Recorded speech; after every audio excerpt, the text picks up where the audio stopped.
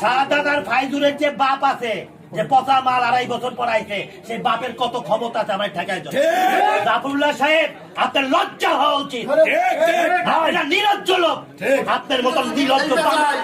একদিন কিন্তু নিক্সন চৌধুরী ফরিদপুরে পাইলে বাটাম খুলে হারাবো। আমি একলা মানুষ, আপনারা সব বড় বড় নেতারা লাগিয়া কেন? আমি তো আপনারা সন্তান।